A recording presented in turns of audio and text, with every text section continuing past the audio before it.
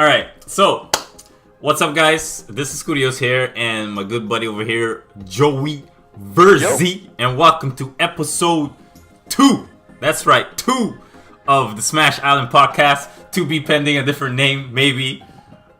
Anyway, so today, guys, we're just gonna chill, talk about some events from the past week, the Japanese tournament, some stage list stuff.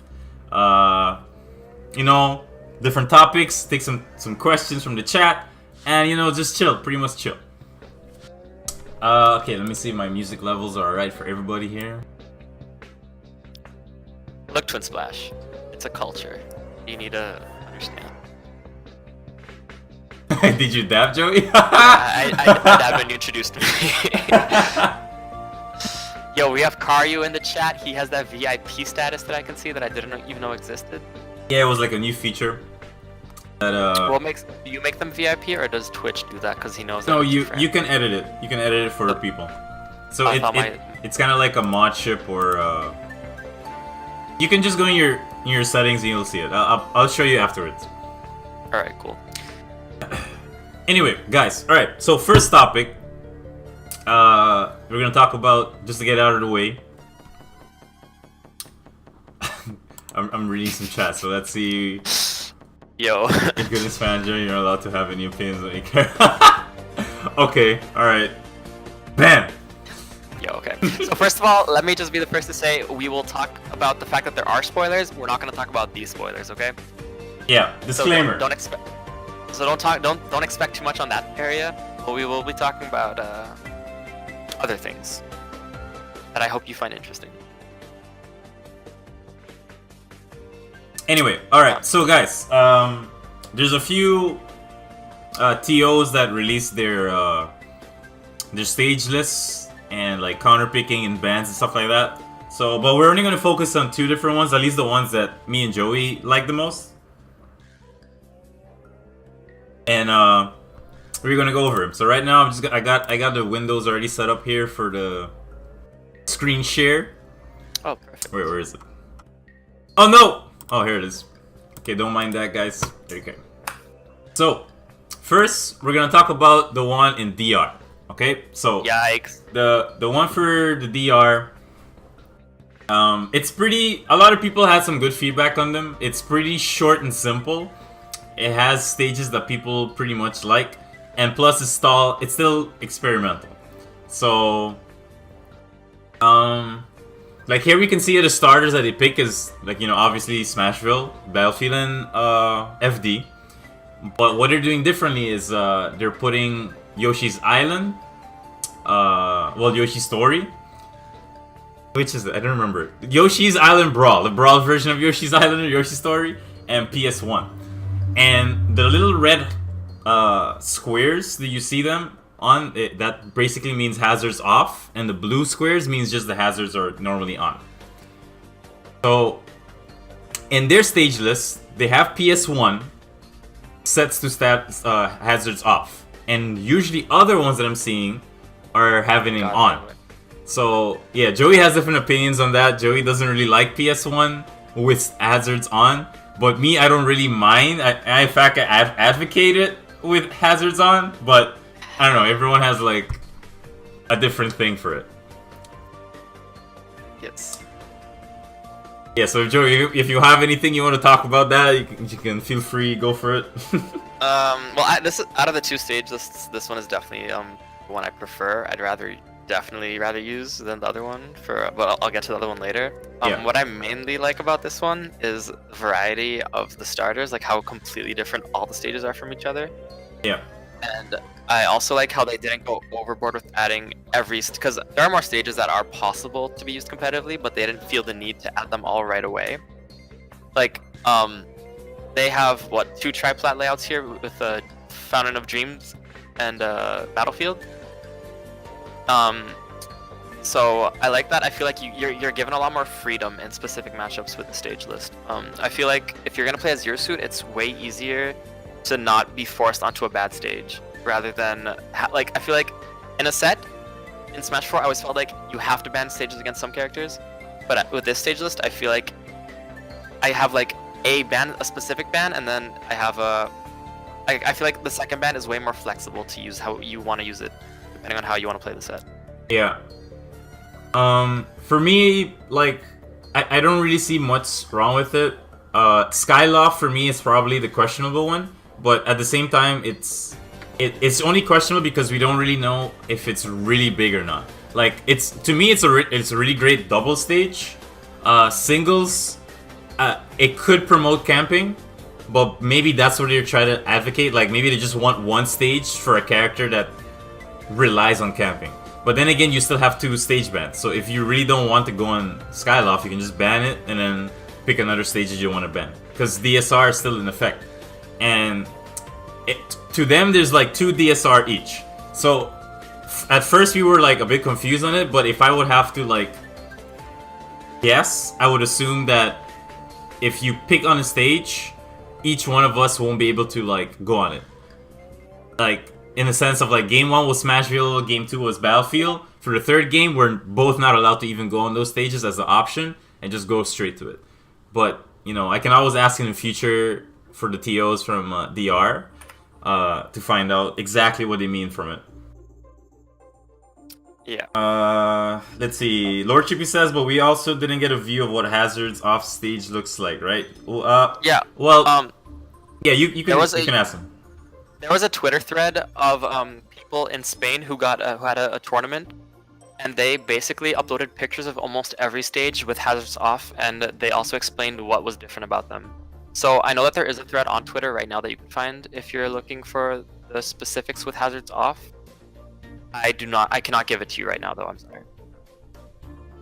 Yeah, so that's pretty much the concept of it, and I'll show you guys the one from 2GG. But the thing with 2GG, just to like let you guys know, it's that they'll be changing the rule set like in a weekly or bi-weekly basis, because they just want to experiment as much as they can to get information to see what is the best choice. And for me, that's still the best option to take, because we should be experimenting so many different options for this game. So yeah. Yo, what's up, Tyler? Welcome to the stream, dude. We're just midway talking about stage lists and stuff like that. Remember, share the stream if you enjoy it. Yeah, sorry for digressing. Anyway, back here we can see that they have starters and counterpick. The starters for them is Battlefield, FD, Smashville, Yoshi Story or Island Brawl, FOD, Dreamland, Town and City, PS1, and Yoshi's Story from Melee. And please note that all the starters are hazards on. Yeah. Just to put that out there. And in the counterpick, let's challenge Joey's stage knowledge. Okay, we have the Kalos League. We have that really bad stage that no one likes from Brawl. We have Castle Siege. We have Gamer.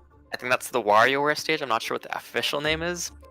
Frigate Orpheon. I'll never forget Sather Gaming event.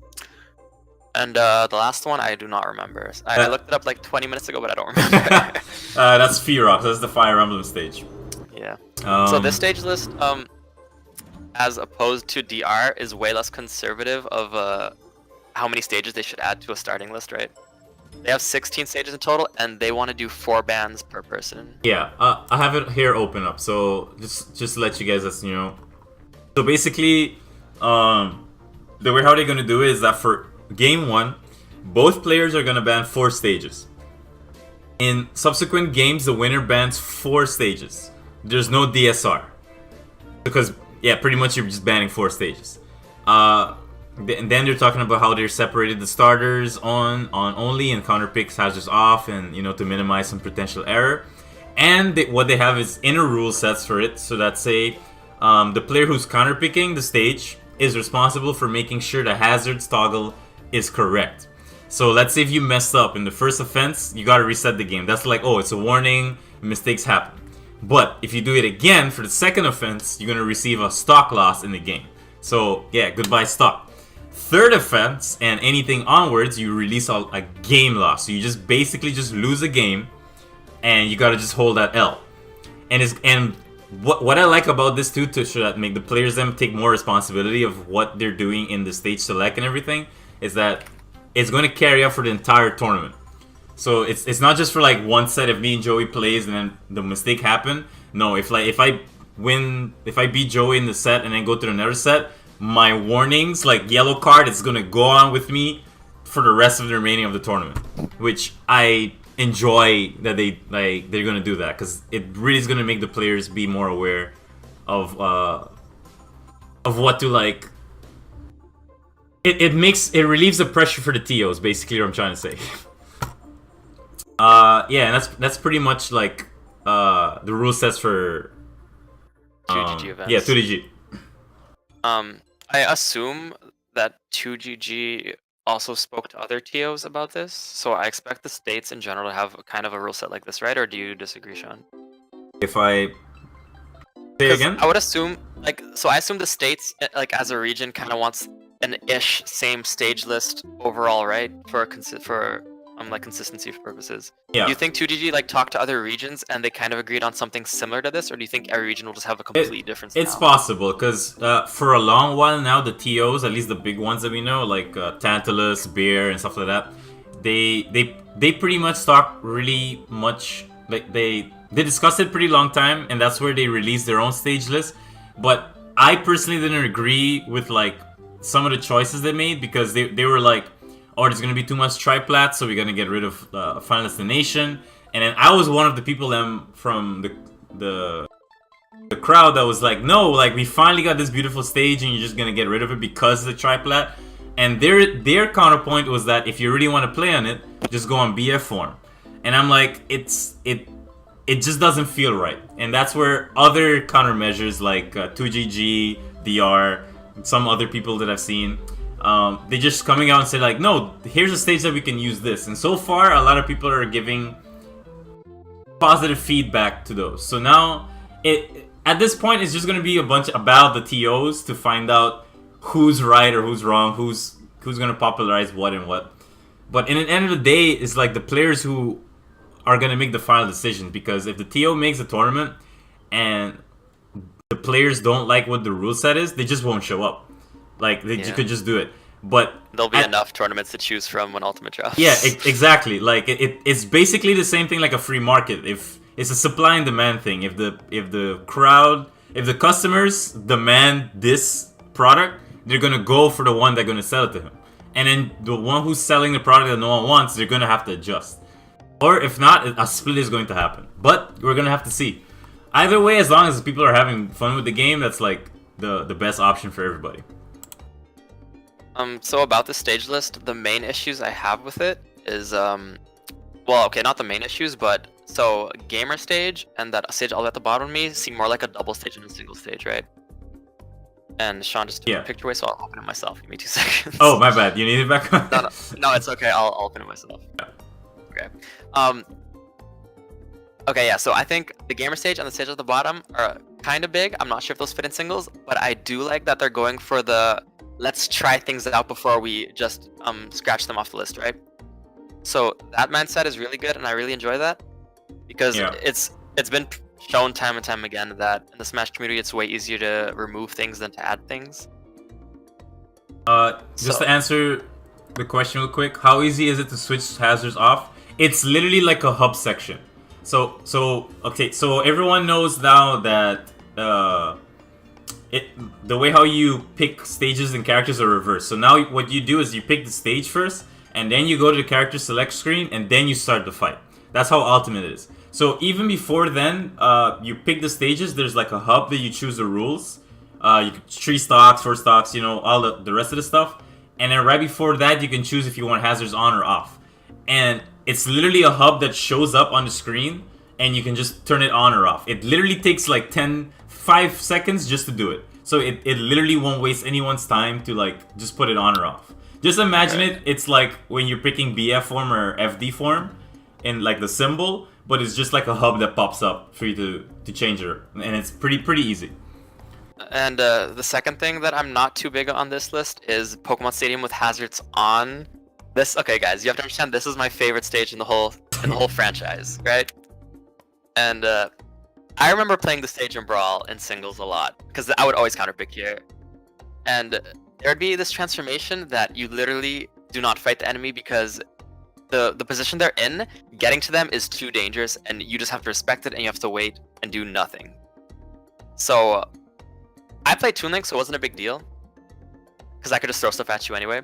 Yeah. But in this game, I don't know if having something like that will be healthy for the game, viewership-wise, right? To me, my argument is because I counteract having hazards on for PS1. Like, we've been doing it for years, and in a sense of it, like, people complain about it because, you know, the only thing that's really separating the fights are like the rock formation, and I think that's it. I think the rock formation is the only thing that separates the fight. To me, we don't know how the windmill's gonna work. Yeah, the windmill is probably the X factor of it. But even then, to me, it's like when the fight happens and everyone's fast paced and then the rock formation opens up. To me, it's like watching a Pokemon battle episode where the Pokemon's gotta like wait it out, think of their battle strategy. Like the trainers are gonna be like, all right, rock formation. Okay, I think Starmie can do this. Tauros can jump in and do this and do that. You know, so it's like different kinds of options that you think about it. That's just for me. Like, to me, it's not gonna make me close the stream and like stop watching the match if to see my two favorite players fight. It's literally just like a little 10 to 15 second transformation that's like changing the course of the battle.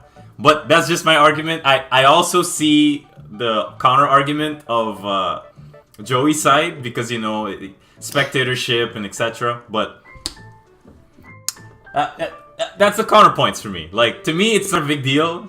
We're still gonna play on a Pokemon stage, but if it's something that disturbs the game a lot, like, can't even think of an example. Like, if the transformations are now more hectic, like PS2 version, then I'd say take it off. But yeah. But what I do, so I do like the Yoshi's Story Brawl stage Hazard's on. I do really enjoy that one. What else about these stages? Yeah, so PS1's obviously the only stage that I don't agree with hazards. Every other stage I think is perfectly the way they are. Hazards off on the other hand, yeah, those all are good. Macarena Master 69. If you're referring to me, it's Kratos from the Tales of Symphonia. Yeah, he is a cutie boy. Yikes, guys! I can't be here much longer. I hope you enjoyed the show. All right, let's see. Okay, this way I'm doing. Yeah, it's exactly. It's to try to cater for the melee players. So it really doesn't disturb melee. It shouldn't disturb Ultimate either. Like, Ultimate has a pretty fast-paced speed. Everyone's gonna basically learn how movement is gonna work even better eventually, like as the months go by. And so it's just gonna like, it's not gonna disturb anything. Yeah, I'll love the stage regardless. Just if I had the choice, I'd prefer it without hazards. Like, I'll still counterpick everybody to that stage. As for PS2, if you want PS2 as a stage list, for sure hazards off, because it's basically like PS1, but I think the platforms just are a bit bigger in a sense. So it's like what was I gonna say? It basically, that's a pretty much good stage to just have it normal. So if you want to see a stage list where it's like PS1 hazards on but PS2 hazards off, I don't mind either. Like, to me, I just want to play the game, and I just want options for my stage list, because stages, again, like we mentioned this in episode 1, like, the stages are super important in this game. It's not like a Tekken. Well, Tekken stage lists are also important, but the way how they do it is just random. But because we have so many stages in this game, we can't go for the random route. Like, it's not doable. Like, it's just going to cause too much chaos for the competitive play. Yeah. The second part of the 2GG stage list that is kind of to me is, I mean, there are 16 stages. I struggle to remember what my opponent banned with the 7-8 stages we had in Smash 4, right? Yeah. So when people tell me, yeah, I ban Pokemon Stadium, Fountain of Dreams, FD, and Lilat, I'd be like, okay, wait, let me think. What do I have left? And then I have to think of another 12 stages, and then figure out what I want to go do from there, right? Mm-hmm. Also, they went like so. DR went for the approach of that. If you ban Battlefield, then you also ban like things. Like, let me find this really quick. Yeah, banning Battlefield, you also banned Fountain of Dreams and this and that and this and that. Oh no, I saw this wrong. So okay, Mr. Green Greens, you see, if it was me, I would do the same thing. Like, all legal stages, random for every game, every set. Just have hazards off, and boom, everyone fight for it. No, actually, no, hazards off. Never mind. I don't want to agree with you. I need Fountain of Dreams to be on. Yeah, Fountain of Dreams is definitely one of the more eye candy stages. Yeah, in friendlies, do that in friendlies. Yo, in friendlies, I'm down to play random toggle, FD form, BF form, any form. Friendlies, do whatever we want. It's just that just gotta. But again, I do like so. Again, I think it's cool that they're starting with a big stages and probably gonna go down from there, rather than the other way around. But I do like the stage list of 2GG regardless. Yeah. To me, I'm leaning towards the DR one because I feel like it's like a good balance of conservative and a little bit liberal for the stage list. So it's like, to me, it feels like a good mix, and you can also change up a few stages to replace it. Like, they can always replace Skyloft if they feel like Skyloft is too campy, or just make it separate into a doubles stage list, and then we can just know that everyone's can focus on this for singles and this one is for the double side. And I think that'll be pretty cool because we have so many stages now that we should be thinking about a doubles stage list. But again, we have to see if everyone enjoys doubles in this game. So who knows? Squad Strike might be the new secondary tournament event. Yeah. Yeah, I definitely like the DR one a little bit more. If I had to choose one between the two, that would be the Forever rule set. It would be the DR one for sure. But I do think the States, being a giant region as it is, they should be testing out more and getting the most information possible on release. So I do understand why they're going with this style of let's use a bunch of stages and just get information, have some information down for future reference. Yeah. So that's my general opinion on the stage. I think that's pretty much the topic for stages. Guys, if you have any questions about the stage list or if you think you have a stage list, you can always bring it forward and we'll talk about it as well. So yeah, just let us know. See if while you guys do that, I'm going to check if I have missed any questions. Yeah. Let me go through here too. No, I think we pretty much answered most of everyone's stuff. Yeah. Anyway, next topic. I think it was the Japanese tournament. Yeah. Yeah. So Palutena Meta Knight Grand Finals. So yeah, guys. I don't know if you guys were aware, but last week Thursday. Oh, we're Sunday right now. The past Thursday and Friday, they were like this kids and pro player tournament for Japanese. They still had items on, FS meter on, but we still got to see like different characters be played out and see how the Japanese players are like taking in the meta, slowly devolving it. And I have to tell you, dudes, like the kids in Japan, these guys are incredible. Like you can still see they play a bit amateurish, but they play much better than the kids I've seen here, especially in Aruba that play. Like they go for reads, they go for these setups. I saw one kid do a tomahawk grab. Hello? Like what? He understood the rock paper scissors. So definitely guys check it out. But yeah, I'm gonna like show some yeah, exactly, Tyler. You always gotta like appreciate the Japanese scene. Always like prepping up and leveling up the thing, even when the game is not even out yet. We need to get on that level, guys. We gotta like form together, practice, train, get better, go out there, represent Aruba, and get at least Aruba to mid tier. Not Aruba low tier, Aruba mid tier. We need Aruba not garbage tier. I know most of you didn't watch the tournament, but it's just so crazy how these Japanese players have not played this game much more than the Americans, but the way that they embraced the mechanic changes and abused like the new bad disadvantage state, it looked like these guys have been playing the game for at least like a month now, right? Yeah. And it's just so crazy that the Japanese are always just like ahead of the curve when it comes to these type of things, and how quickly they're able to adapt to these type of things. Pretty insane, but I always appreciate it. Like, it always gives me inspiration to be like, wow, like these kids are playing like this now.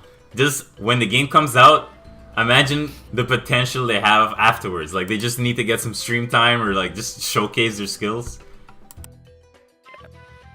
Man, the Mexicans may have a head start, but we still only have one player to worry about that's gonna do anything for the game. All right, and we all know what we're talking about. Meister's been pretty okay the last season of PGA. Meister's the game I watch. Gonna show off some stuff. Alright, Griff. Yeah, come back, dude. We miss you. Finish your game projects, dude. Yeah, we need a bunch of production things done with this channel. So whenever you got time for us. Exactly. Alright, so guys, I'm gonna show you some cool stuff from Japanese stuff. Probably most of you guys seen it, but what we're gonna do is just talk about like the different kind of changes. Let's see if I can open it. Guys, this is the Scuff podcast, alright? This is not professional, okay? So, gotta get used to it. Boom. Up here. Get some scenes here to... Which fight? Do you want to like, just skip to the... Oh yeah, this is the one with the Shulk. The Shuton Meta Knight one was really good, I remember. Shuton, the Meta Knight versus... Oh yeah, the one when he pulled it out off his rug and beat him. Alright. That one was really good. Let me see if I don't know if it was super ahead or... Yo, to give you guys an idea, this tournament was not a bunch of nobodies. We had Shuton, the amazing Almar player in it, right? And he did not even win. He got beat by these Japanese players I've never even heard of. Yeah, so these two players were pretty good. Like, they were just doing a bunch of stuff. Like, here you can see the air pressure of what Meta Knight is doing. Like, his back here is still strong. It looks like it's coming out a bit quicker. Like, how he gets the kill here. Yeah, it's just the upper part of it is killing it. Supreme. Yeah, you need to understand, Palutena does not have options in here except for like straight up being away. But she had an air dodge there because of the pressure he was exerting, right? Yeah. Also, guys, I wanted to... It's here, it doesn't show it too well. But... Look how much knockback the down throw is coming. Like, literally, this is less than how Smash 4 is. Look how, like, it doesn't go anywhere. That right here, frame by frame. Where's the thing here? Here it is. Look at this. It reminds me of when I was teasing Jeremy. Still in stun. You can see the animation of where she's blinking, like, because this game has like this cool effect where it shows if you're still stunned. And here he was trying to go for the up air string, and then she was able to air dodge out. But with like a lot of practice, you can like still just get more confirms out of it. And run up smash definitely just works there too, right? Yeah. Crazy. Yeah, the dark hole mega laser. Yeah, this meta looks crazy. I really wish the random picked like just a bit better stage. Yeah, but this is game 1. I think game 2 they played on Castle.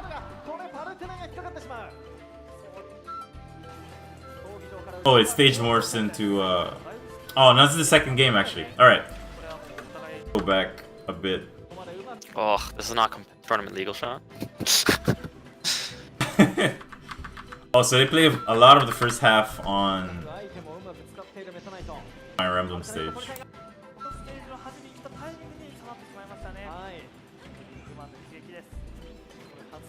Alright, so here you can see that Meta Knight still has that dash stack.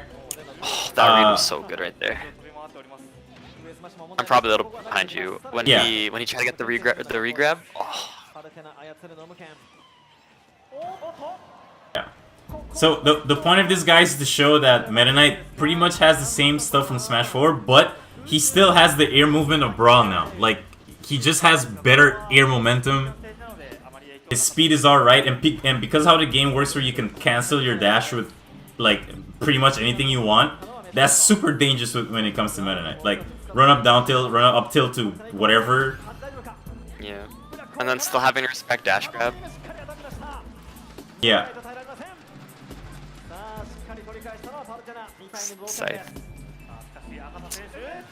Ooh, she just disappeared. I thought, okay. My mind thought differently how that was gonna process. Bye. And that's grounded where you take less knockback. Like movement in the game overall, like it just looks much better. And as the game comes out, the one thing I recommend everyone to do when the game comes out is just practice movement. Get used to how movement works in this game. Get used to how your character can move, how fast he can move left, like go to the one position. Get used to the new jump squat animation, how the game works, short hopping and stuff like that. Some people told me that short hopping is kind of a bit harder, but Joey told me that short hopping didn't feel hard at all. So I guess it just really depends by player to player and how your control settings work. Yep. Also, one of the leaks that I said, I mean, we weren't going to mention, but in the control settings for your controller, you can change your shoulder button sensitivities to low, medium, or high. What? Yeah, there's a sensitivity option for your shoulder buttons. Really? Yeah. Okay. So I don't know Wow. if that will have that for grabs too or not, but I get spoiled on Twitter every now and then of a thing or two. That's interesting. I don't even know how that's supposed to work. Okay. Well, I wonder what people are going to be using then. Like what do you think you'll be using if you're gonna? Like if you have shoulder buttons for a jump, right? Short hopping with your shoulder button becomes 500 times easier now, right? Okay. Because you put sensitivity high and then you press it super hard and then you'll only short hop. Is what I assume is what would happen. Other than that, I don't know what other uses it would have. Because I use left shoulder button to jump. So that's what I thought of instantly. Like if it's really hard to short hop, which I didn't feel at all the first time, then I would just use a shoulder button. Just like tap it. So you see the way how they balance out Meta Knight here is like at higher percents when you do dash attack now, you just get knocked back far away, so you can barely follow up with the up B anymore with the shuttle loop. Meta Knight looks so scary. Yeah. The fact that if you're anywhere near, like above him, you just have to respect shuttle loop so much because it comes out so quickly that you might just have to preemptively air dodge sometimes, and then he could just charge an F smash and kill you on your landing. Is crazy to me. Oh yeah, that was it. I remember that. That was witch time. Damn, you gonna copyright me, dude? For a video? Get out of here! Yeah, Rage is not even noticeable anymore. Like, at the point where I don't think Rage is even in the game anymore. That's how much they nerfed it. Yeah, Rage. I didn't even, I mean, when we get more testing with the game, maybe we'll have some situations that you'll notice it, but for the most part, I'm pretty sure you don't even realize it's gone. Yeah. But yeah, that's one of the things I recommend, guys. Train movement, experiment all the things that you want. Especially with us in the scene, like if there's any questions you want to ask me or Joey or whatever, like certain things about the game, feel free to do it. Like, because when the game comes out, I'm just gonna lab the game. Like, I usually just lab the game, learn frame data, learn different stuff that characters do. Even for characters that I don't play, I just know knowledge of it. And I'm just gonna be doing the same thing again for this game, studying it all the time. So if there's anything that you want to like experiment with, just contact me, contact Joey, whatever, and let's just work together. Because the thing is, like, Ultimate just feels like really good balance of everything, and everyone is excited for it. Like, this is the first time where everyone is equally excited for the game. Because I remember when Smash 4 was out, we were excited, we were like, oh, 3DS, all this stuff like that. But Ultimate just changes everything. Like, everyone just is prepared to go full anime and try to go like #1 status. And what the best part is that we can do this in so many different countries too. Like DR for sure, they're gonna level up in the game like crazy, and we can finally have a chance to showcase the skill of Aruba in different islands. Even Curaçao, like Curaçao is having a tournament soon when the game comes out. Like I think on December 22nd or so, and they're doing tournaments for the game. Now I thought the scene for Curaçao was dead, but they're coming back and reviving in a very epic way to like just start making the scene alive. And I really hope Sim Martin is starting to do something too, but yeah, all I can do is wait and see if like there's any potential TOs that are going to show off anything. Let's see. Oh, this is where they ended the stuff, right? And then Smash happens. Oh no, that was actually the finals, wasn't it? Yeah, that was the finals that we saw. I remember there was a Bowser player.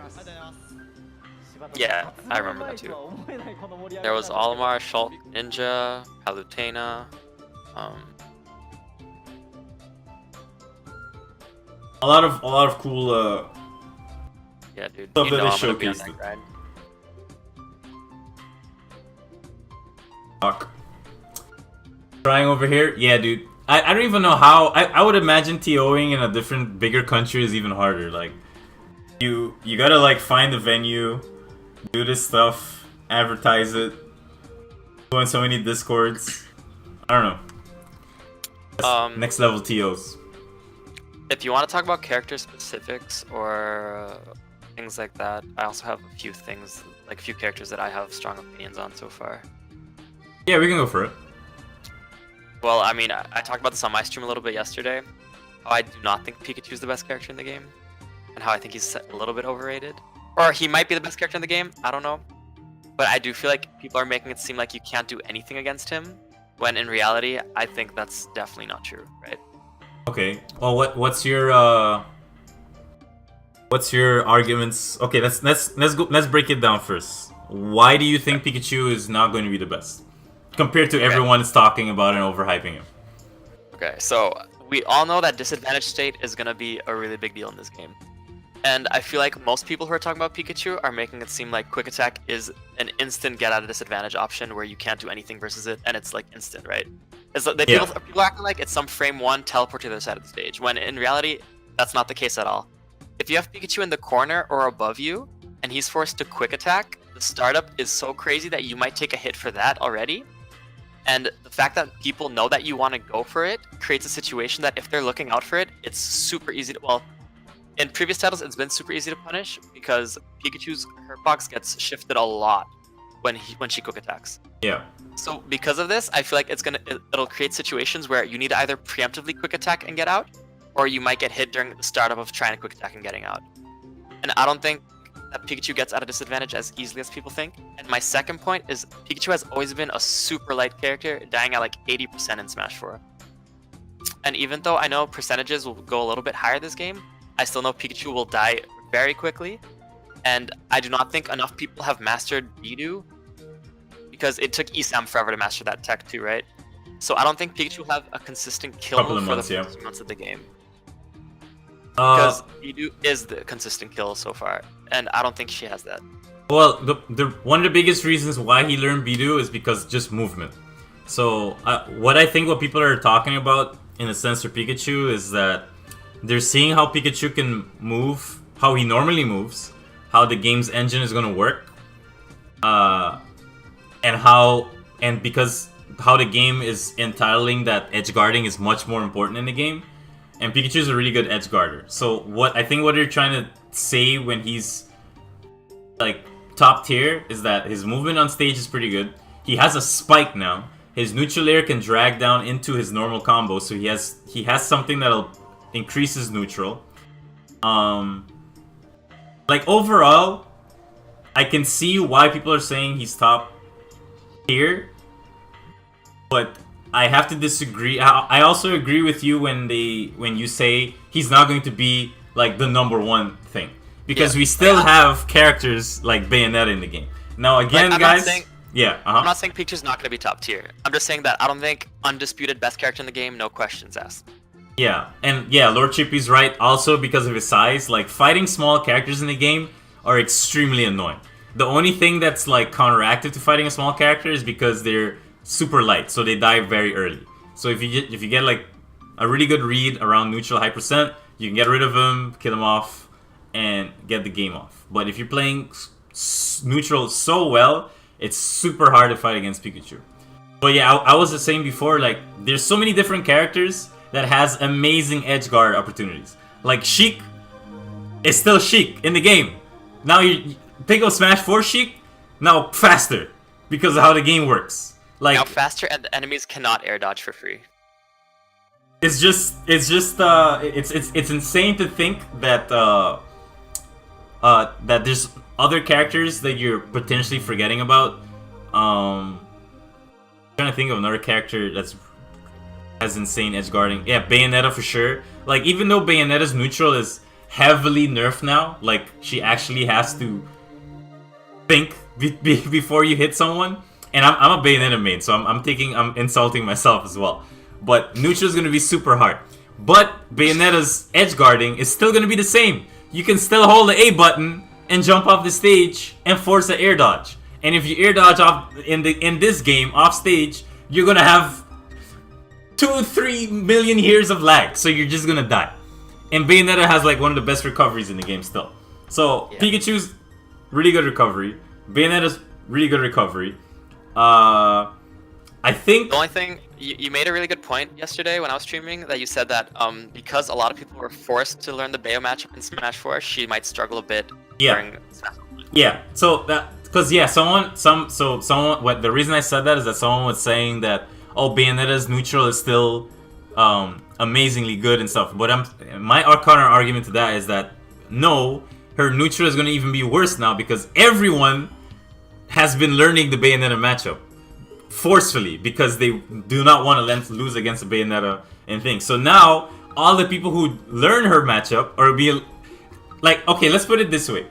Remember in the 3 months ago when we got more footage of the game, the first thing that people did was find out how nerfed Bayonetta was. Like, they learned, they literally break down all the stuff from Bayonetta, like, oh, her side B can't go through shields anymore. She has more lag from down tilt's ranges go down. Like, all they've been talking about is Bayonetta nerfs. They didn't even talk about different characters. They're like, how badly is Bayonetta's dead so that we can finally enjoy the game. Like, that was basically everyone's mindset.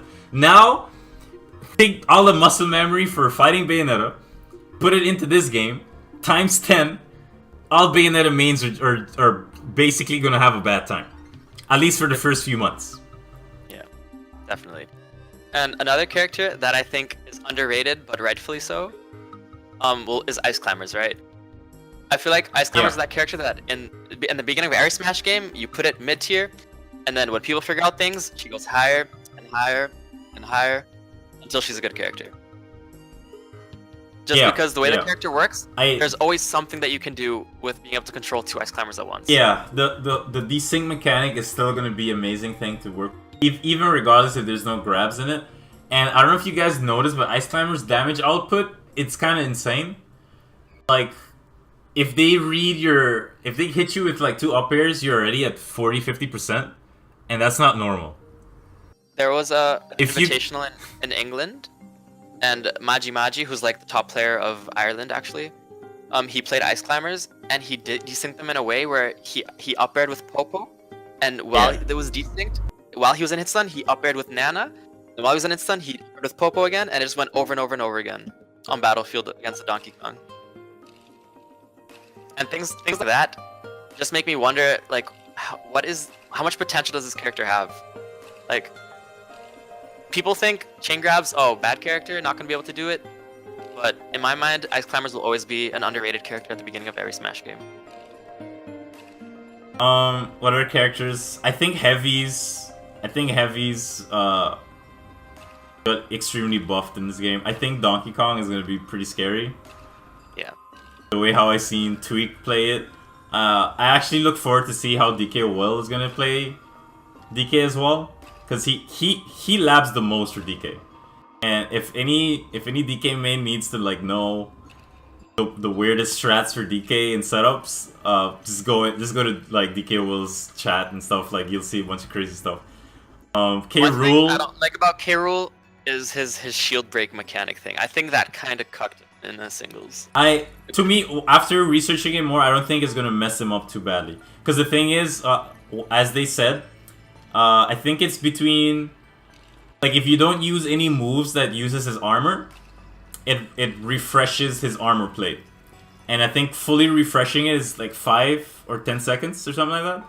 I think it's 5. So if you don't do any armor moves and just do normal stuff, like forward tilt, no, not forward tilt, jab, or I don't know, just run away. You'll recover it and then just go back into fighting using super armor moves. Griff is asking how Lucas is looking. I haven't seen much of Lucas. There was one Lucas player in the Japanese thing, but he didn't really advance as much. But to me, he looks pretty much the same. You're gonna have to like find Lucas mains online or Discord to find out the true changes. I haven't seen too much of Lucas, so I can't really say too much either.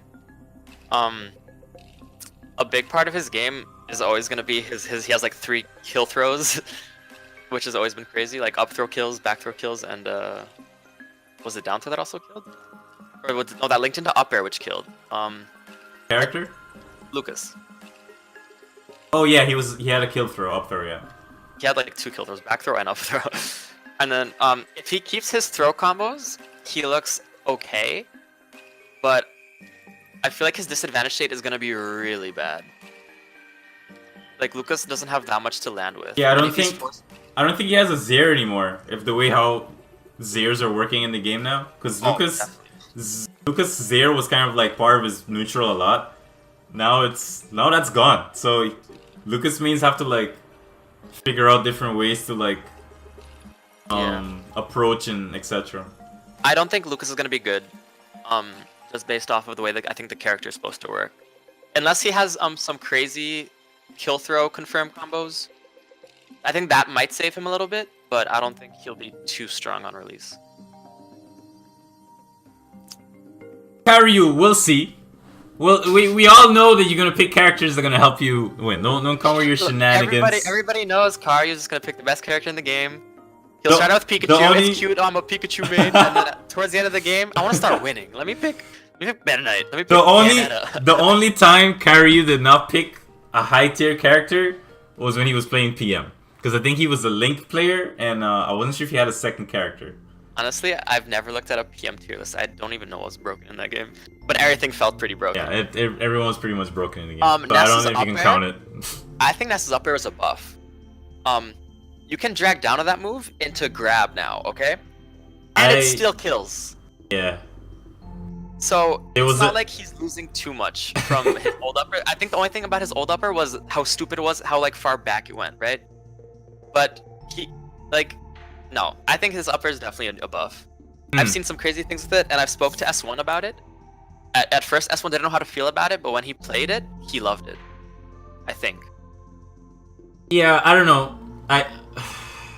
At first I didn't like it because I still hate Ness, but there's some footages of him like he's doing the landing up air and it's still got a like insane amount of knockback and kills. So I'm like, all right, what kind of nonsense is this? But I don't know. Ness is still an annoying character to me. He still has an annoying back throw kill. But what I enjoy about Zelda is that she has an up throw kill throw. So you better watch out. You're over 100%. I'm gonna grab you. Yeah. There's another character I wanted to talk about, but I don't. Oh, I think I wanted to talk about what I think early meta would shape out to be. But this is all just my opinion. Like this is not. Yeah, I think all sword speculation. Would be really good because the way Cloud worked in Smash 4, he had really good aerials with very little landing lag, and now every sword character has that. So I think a lot of people are gonna struggle punishing properly spaced sword character aerials until we learn how to parry properly. So because I don't think that many people are going to be efficient in parrying in the beginning, I think sword characters are going to be really good, or at least it's just my opinion on it. Tip number 2, guys, for when the game comes out, movement. Number 2, learn how the parry mechanic works. Yes. I honestly believe the parry mechanic is going to change the way how the game works completely. If you master it and learn to do it in the frame datas of like someone attacking you, you counteract and do like one of your strongest moves, it's going to be insane. Like, we've seen examples of it. The best example that I've seen was Snake parrying. I forgot what character he was doing. A chic nair. Yeah, a chic nair. Mind you, that's a very high frame data move. He parried the nair and insta up tilt, and I'm like, okay, all right, parrying. Welcome to Street Fighter Third Strike, guys. Yep, it was crazy. I think parrying's gonna be super scary. Like, so a Zero Suit thing in Smash 4 was I'd nair shield them because I have positive frames on shield. I get a jab 1, 2, 3. But now I have to be afraid to jab. If you drop that shield at the right time when I'm jabbing, no, I die, right? So I think that's gonna be super scary. But yeah, I don't have any more hot takes for the early meta. I just think sword characters are gonna be pretty good until people learn how to parry properly. Yeah, I think sword characters are gonna have. You're gonna. Up to me, sword characters are still the same. Sword characters have always been good. They have reach. Okay. They worry about spacing. Cloud was the one that abused it the most because this sword was like everywhere, near, up here. And he auto canceled everything. Like, if you mess up a combo, he'll just buffer up here, and then you end up dying in the sky if you were trying to ladder him. Like, there's just a bunch of different things that that Cloud could do. Marth, I think Marth is underrated, but in the sense of the Americans are seeing Marth not like, there's so many other characters that they're worrying about that they don't see Marth. But I think Europe so far I've seen is everyone is liking Marth. Oh yeah, like everyone is like saying, oh, Marth movement. He feels like he's Brawl. He feels like a mix of melee movement on the floor. Like, I think Marth is gonna be insane. Lucina is just gonna be like a great switch between Marth because the consistent hit damage output. I think Lucina's edge guarding will be really good. Yeah. Zelda, I think, okay, Zelda's a very weird thing to talk about until we develop her meta. Because so far, Zelda has never been pushed in Smash 4 as far. Because Smash 4, she was just pretty much bad. Like, she had things going for her, but no one had the patience to play her. Now, in this game, she moves much quicker. All her flaws that she had before in Melee, Brawl, and Smash 4 has been completely fixed. Like, I can actually do weird, crazy stuff with my teleportations and stuff like that. And the best thing ever that you guys are not realizing how annoying it is her Phantom Knight. The fact that she can take out the Phantom Knight in different stages and cancel it and move anywhere she wants to while the Phantom Knight is just chilling and waiting to come out and hit you is game-changing. Okay? And she has no cooldown. After she shoots it and you don't destroy the knight, she can just keep making knights. There was this one match that I saw. I think his name was Justin or something like that. All he did for the whole match was knight, and literally the opponent could not do anything. Tito saw it, and Tito messaged me. He's like, "Yo, Zelda's cancer, dude. I don't want to fight Zelda anymore." Like Goodbye sponsorship we had. Yeah, I think Isabelle is also a little bit overhyped at this moment. I think people think she's really good. I think she's gonna be okay. I think she's gonna be good, but not really good. I feel like her win condition will always be ledge trapping, but I feel like the way the character is, like, usually she'll be giving up stage, I guess, until she gets the setup properly. And I feel like she'll struggle a lot against high pressure characters. But I had another point. I forgot shit. Whatever. I think Isabelle's a little bit overhyped right now, but I do think she'll be a good character if you get to set up properly. Just I don't think she can consistently set up depending on what the meta turns out to be. I still think Villager is still a bit better than Isabelle. For the toolkit that he has and the way how the game engine is going to treat Villager. Yeah, I think Isabelle is going to be better for doubles, but in singles, Villager's better. But yeah, I can't really say 100%, but just thinking about the toolkit and how it works and how some footages I've seen, like if you think about it, the really great thing about Isabelle is the fishing rod. The fact that you can just throw it at the edge and just like grab people, like it's just pretty much.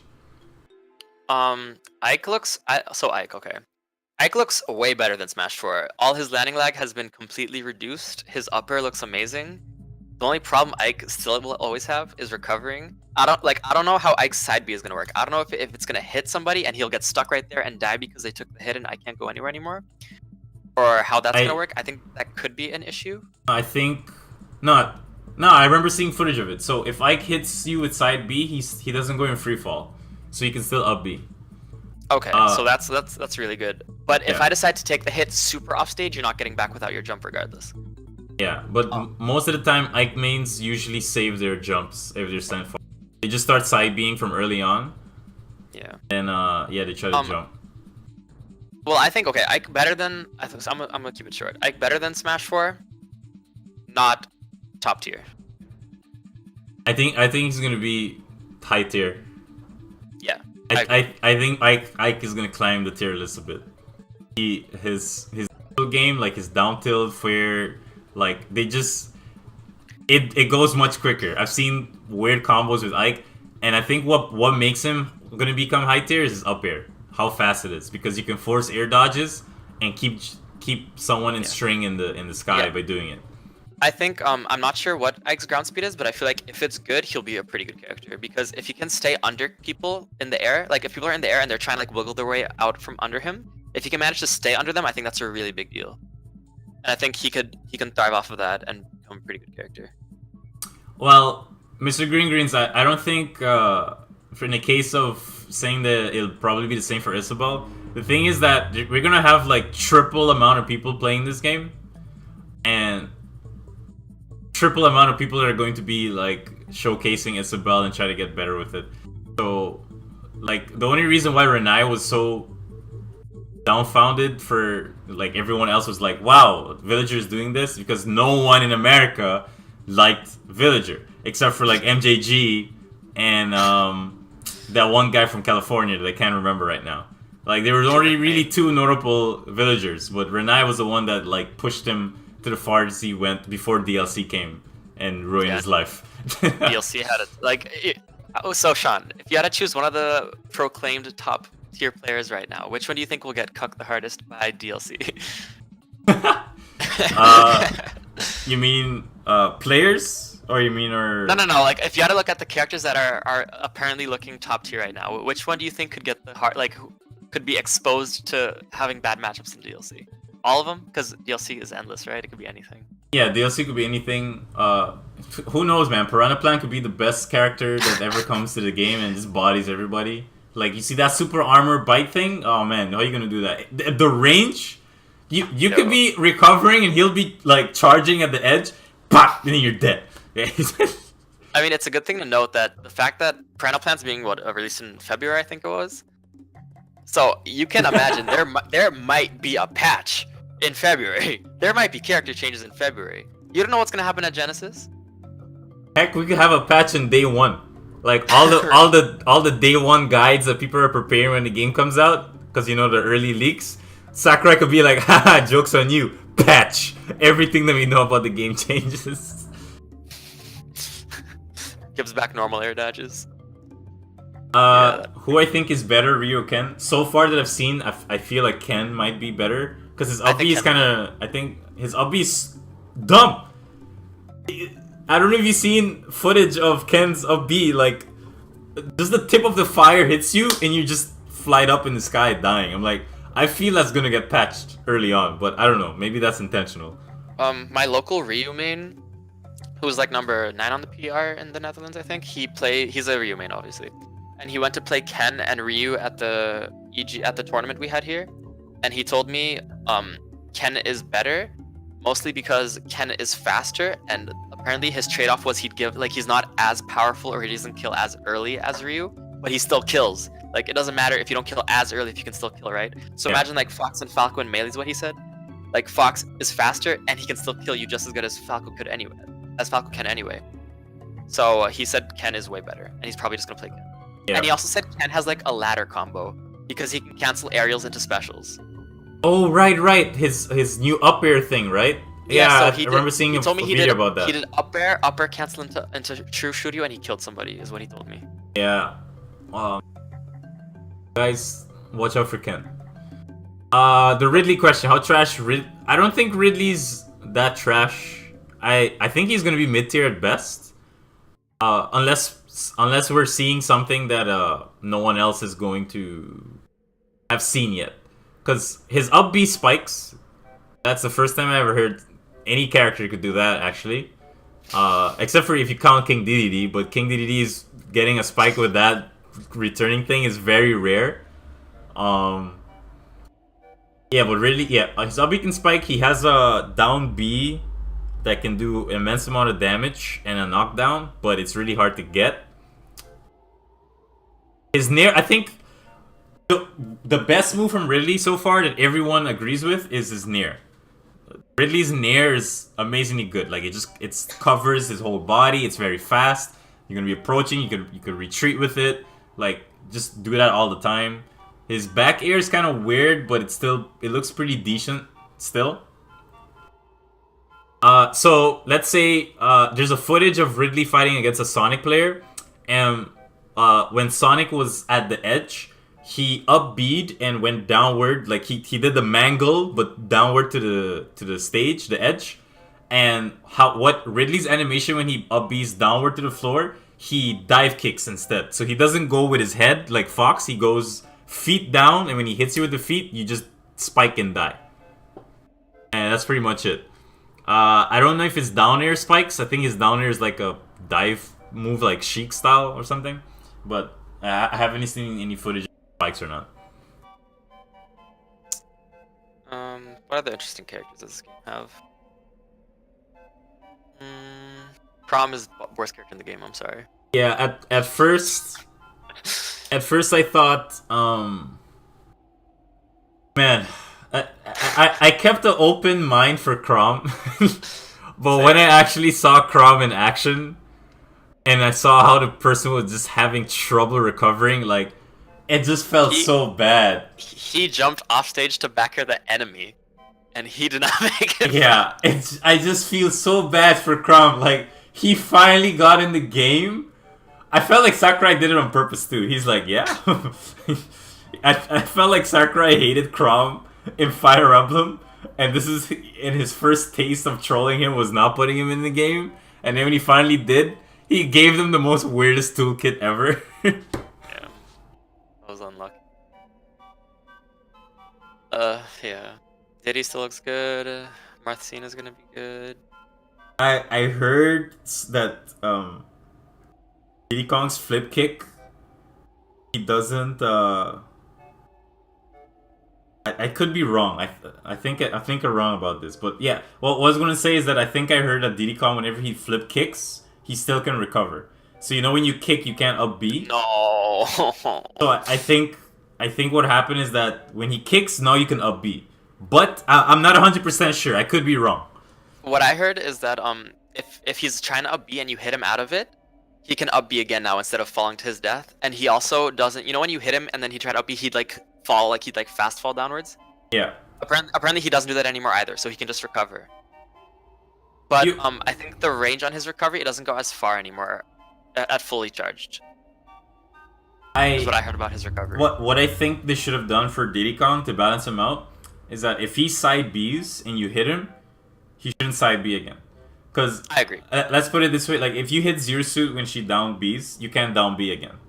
Right. Like you just lose your flip kick. Yep. But yeah, that's just me. Anyway. I think it's crazy that you could have tuned into any Smash 4 tournament, and you would have seen Diddy Kong probably winning it. Yet he seems like one of the characters that got the least amount of nerfs. Yeah. Well, to be fair, the only one that was pushing Diddy Kong in the Smash 4 era was just Zero. Because ever since he left, there was no Diddy Kong's winning anymore.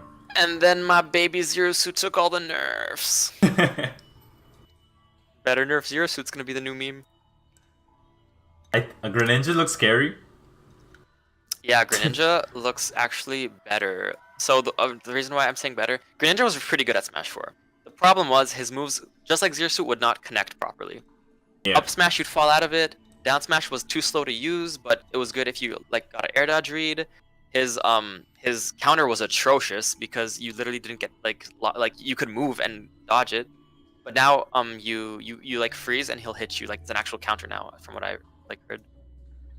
Shadow Sneak killed super early even though you should. Yeah, dude, like And to me, it looks like it's harder to notice when Shadow Sneak is coming. When he was doing it, I didn't notice it, but maybe that was because I wasn't looking for it.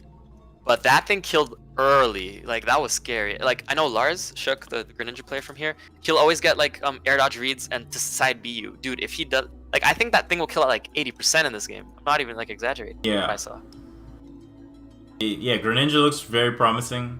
I can never understand how to play Greninja, but I think he's like a really cool character. Like, he's literally a frog ninja. Like, Yeah. so I was planning on maining Greninja on Smash 4, but that did not happen. yeah, he's just like very cool technical character. All these footstools, stuff like that. Yeah. So yeah, now that I said footstool, a lot of I don't know. Everyone is like universally accepting like, oh, because we can tech footstools, don't see the combos like we're used to seeing anymore. But to me, it's like you can still miss the tech. You can miss the tech, and also being in a tech situation gives the enemy super limited options. So you can still get your follow-ups out of it. Yeah, like to me, you can still do your normal footstool combos, and if they do tech, you can probably have a backup setup if they do tech to do something. Especially with the reduced aerial lag, you can probably cover no tech and still get to cover tech rollback. Yeah. Like to me, it's like I don't know. People are like downgrading certain situations too quickly without testing it out. Like I'm thinking about it. I'm like, okay, one, your opponent needs the tech, and he misses the tech. You can still try to get a jab lock situation, and I think. Is it true that if you jab lock someone and you force a reset, they can roll now? Yeah, they can just choose any option. Yeah. I think. So even get up attack. Yeah. Okay. Any get up option. So okay, counter characters will have a buff for that situation, but I don't think counter characters have much of footstool. Yeah, footstool setups. No, you're right. And some characters didn't even rely on the footstool part of the thing. Like with Zero Suit, I would do up air to footstool down air, and as you're still falling from the footstool, I'll down air you, and I'll get the hit, and I'll reset into a ladder situation. Yeah. If anything, your neutralizer still like it still paralyzes people. So yeah. The only character that I feel like actually got hurt by this was Mega Man, who like relied on on early kills by locking you and forcing normal get up into up tilt.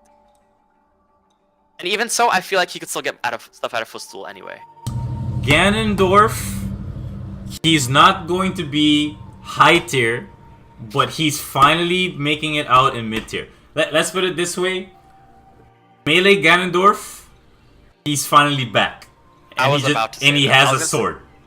Ganondorf as a character just has certain issues that he'll have in every game just because of the way the character works. Yeah. And his kit is better now, yes, but he's not like Ganon's gonna be broken, I'm gonna play Ganon or anything. Yeah. I agree. I think Melee Ganon is a really good representation of what you're gonna have in Ultimate. He's basically just his neutral got better. That's pretty much it. He has a fighting chance. So now if you're a Ganon main and you always struggle to fight against a matchup, now you don't have to struggle as much. Now you have better options. You have better near. Up air works great. And now you have a sword that kills super early. You don't have to hit people with your fist anymore. And you have an up smash that's like Ike. Like you cover options. Yo, doubles Ganon to me sounds hella good. Yeah, doubles Ganon is pretty scary. He's fast. He has power. I think even M2K mentioned something like that. Like we might see more Ganondorfs in doubles than in singles. Yeah. Another new mechanic that I'm terrified of is that some characters' down throws bury you into the ground. Oh. The throw? You mean like throws?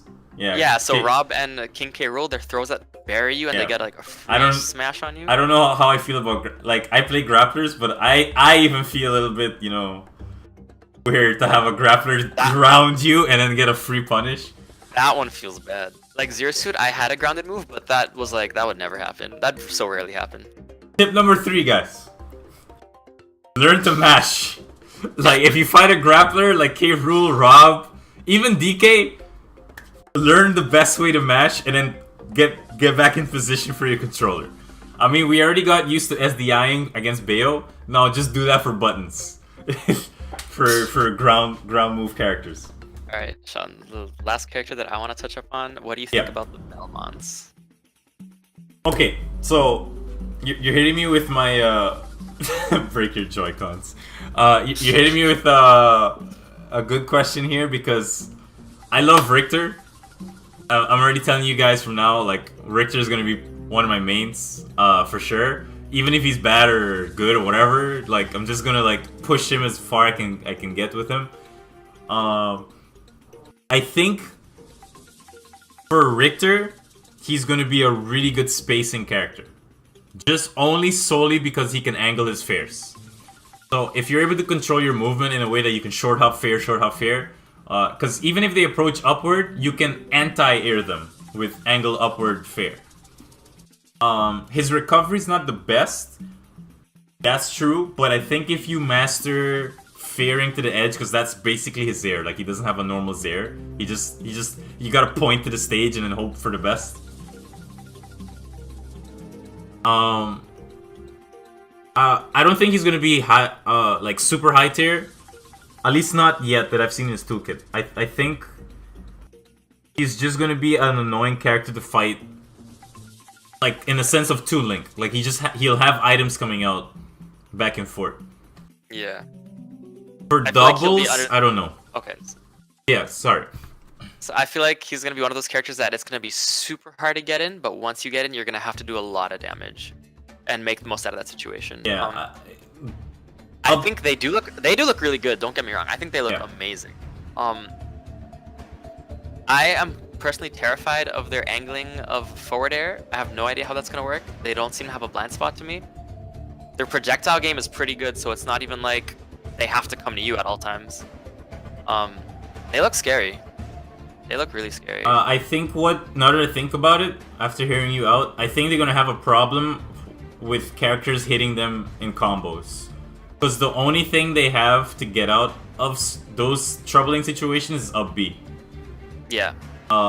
Besides that... It depends how fast Nair is. Do you know how fast Nair is? M2K said... I think he said frame 5 or frame 7. That's when it starts out.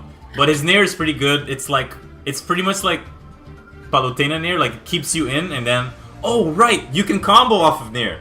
Yeah. Like, if you... His Nair is a really good combo potential. So you can grab someone and they always launch in front of you. And then you can follow up with a fair. Like an angle fair for another combo. So, Nair, I guess Nair is a pretty good get-off-me move if... Not as good as Luigi, but yeah. If Nair's a good get-off-me move, I think that's terrifying. Because if that leads into grab as well, then you need to respect them super hard even when they're in disadvantage. And the fact that there's no landing lag to punish Nair even when you do call it out, like sometimes, to me sounds like they'll probably body like boxer characters that need to like get in with a grab, like Mario, for example. Yeah. So I think they'll be really strong against those type of characters. Unless down air, the dive kick is pretty fast, you can probably use that to like get out of combos, or I know it's a really good combo starter too.